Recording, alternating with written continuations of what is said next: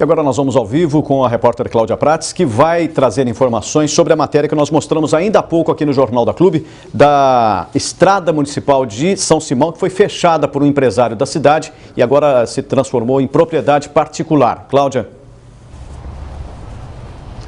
Pusse, para falar sobre esse assunto, eu converso agora com o cientista político José Elias Domingos. Como funciona a ação popular? É um direito constitucional? Boa tarde. Boa tarde a todos. Sem dúvidas, essa ação popular está prevista na Constituição. Todo eleitor ele pode questionar judicialmente atos que lesam a moralidade administrativa, o meio ambiente, a cultura, o patrimônio histórico, né? Então, todo cidadão tem que se preparar para poder sempre implementar uma ação pública. O cidadão conhece os meios que pode lutar por uma causa que o poder público omite?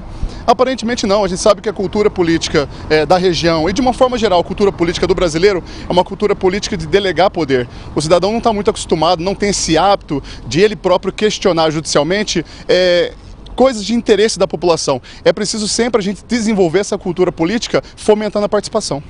Tem alguma explicação para a apropriação de bens públicos por particulares? Essa aplicação para isso é bem simples, é uma prática histórica. O político brasileiro e as pessoas, de uma forma geral, eles sempre se apropriam do interesse público para interesse privado. Isso é uma prática cotidiana e muitas vezes aceitável. Ora, quando a gente tem um agente administrativo, um agente público, que se apropria de um bem público, ele fere diretamente o regime republicano e a própria democracia. A área invadida faz parte do roteiro Portinari, que divulga o turismo na região. Isso complica ainda mais a situação? Essa questão é no mínimo absurda. Um cidadão não pode fechar, ocupar uma área pública. E ela é mais grave ainda quando o executivo local dá anuência, ele dá o aval para isso. Então, essa ação pública implementada por esses cidadãos foi muito bem feita. Isso deve ser uma prática constante. As invasões de áreas públicas revelam a fragilidade do Estado e abuso de poder de quem o faz?